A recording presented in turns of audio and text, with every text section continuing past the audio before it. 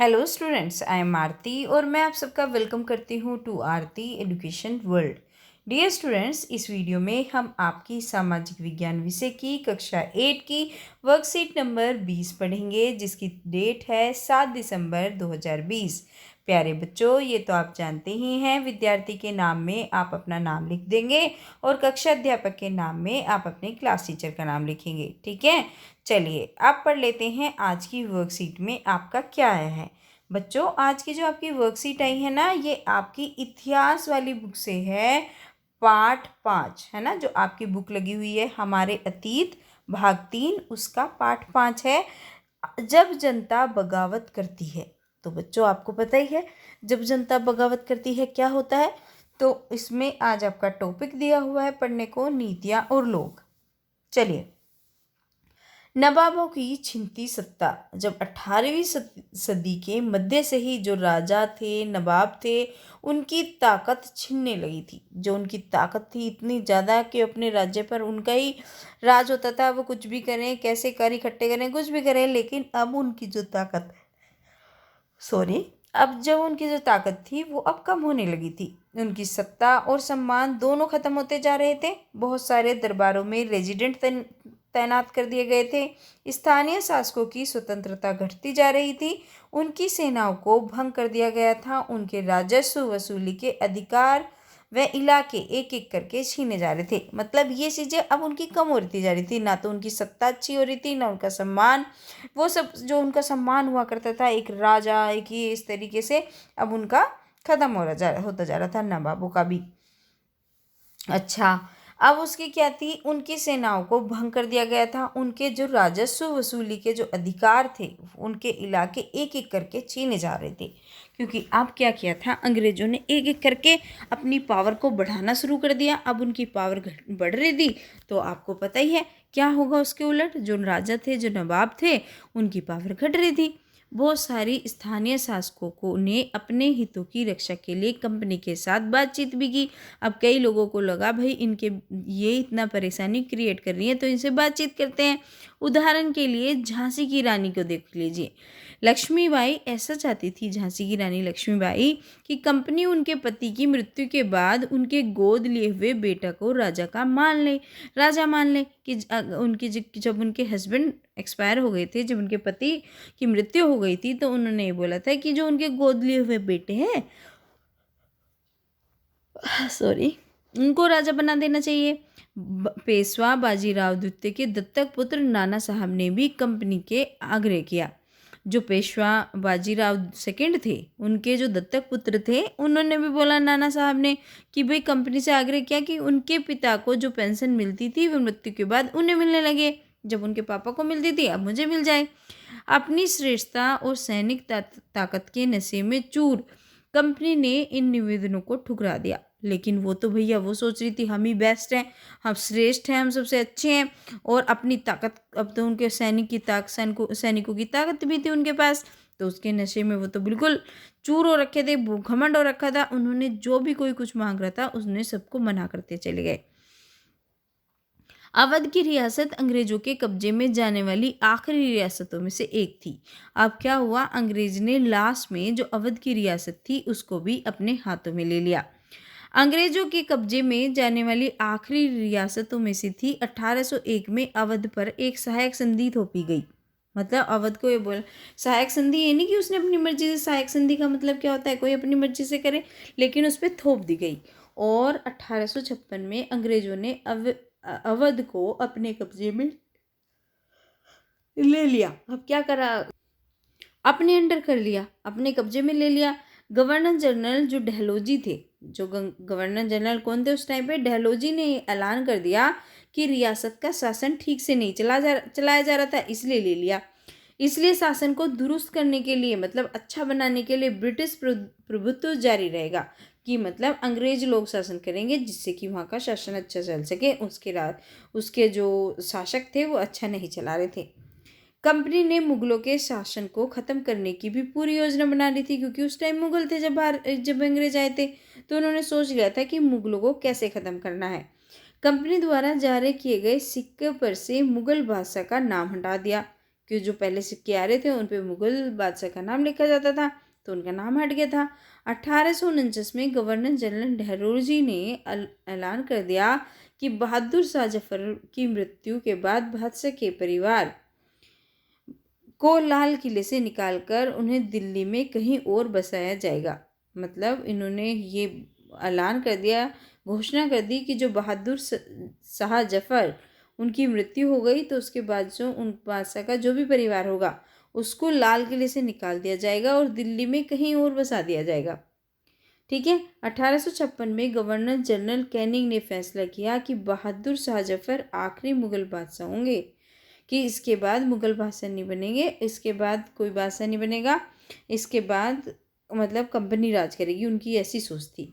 उनकी मृत्यु के बाद उनकी किसी भी वंशज को बादशाह नहीं माना जाएगा। मतलब अगर कोई बैठ भी जाता है गद्दी पे, अपने आप को राजा दिखाता है, तो उसको राजा नहीं माना जाएगा।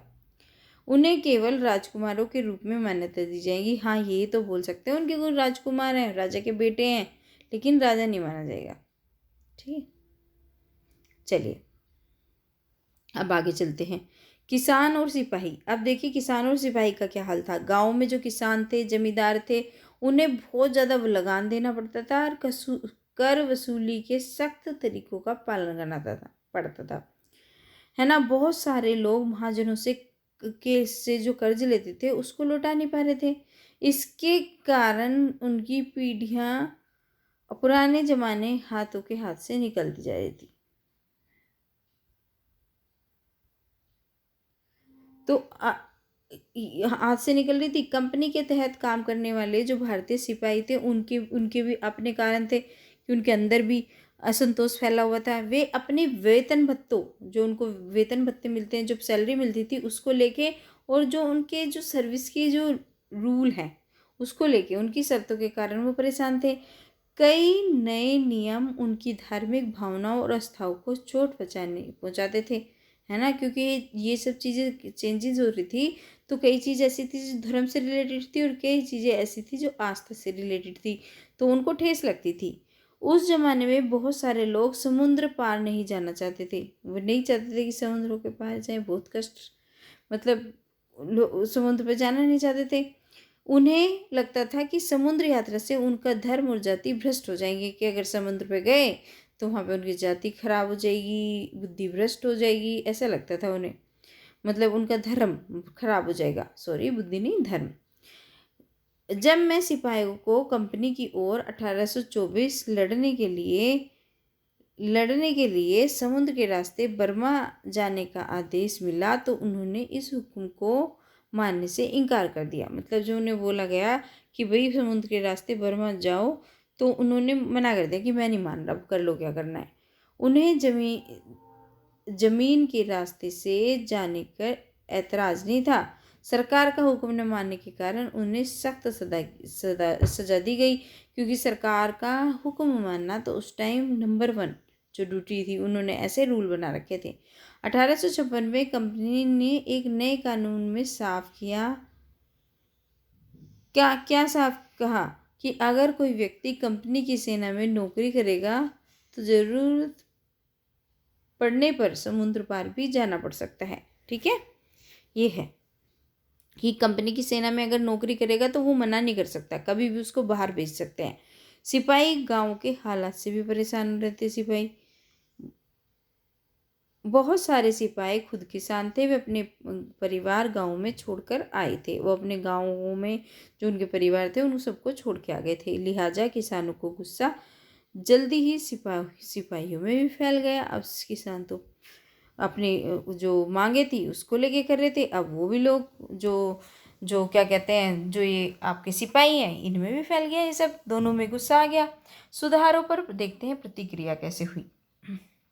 1830 के बाद कंपनी ने ईसाई जो मेसनरी थी उनका खुलकर काम करने और यहाँ तक कि जमीन व संपत्ति जुटाने की भी छूट दे दी, कि उन्होंने बोल दिया भैया कुछ भी काम करो, यहाँ तक कि कितनी भी संपत्ति बनाओ, कुछ भी छूट मिल गई।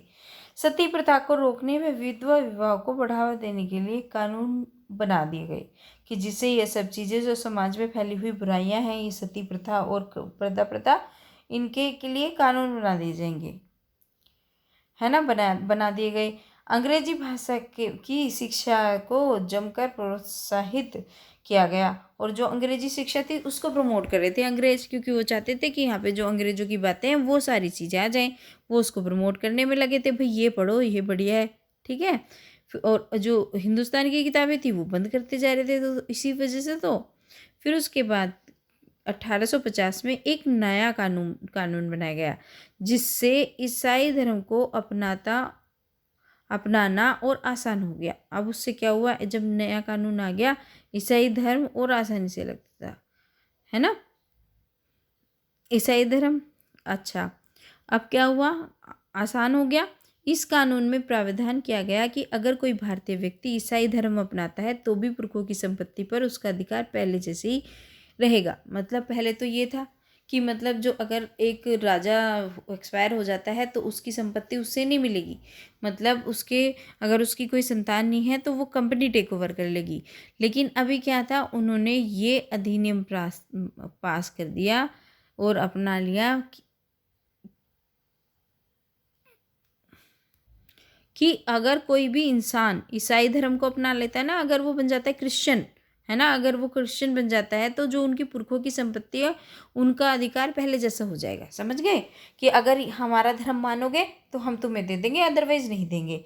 इन सभी कदमों से भारतीयों के बड़े वर्ग को यकीन हो गया कि अंग्रेज उनका धर्म और उनके सामाजिक रीति रिवाज और पारंपरिक जीवन शैली को भी नष्ट करने में लगे हैं। समझ रहे हो, अब उन पता नहीं चल जाएगा कि भाई जो लोग पहले तो हमारी जो टैक्स की वजह से क्या कर दिया इन्होंने, इतना टैक्स लगा दिया है ना, 30% लगा रखा है। और अब फिर कि वहाँ से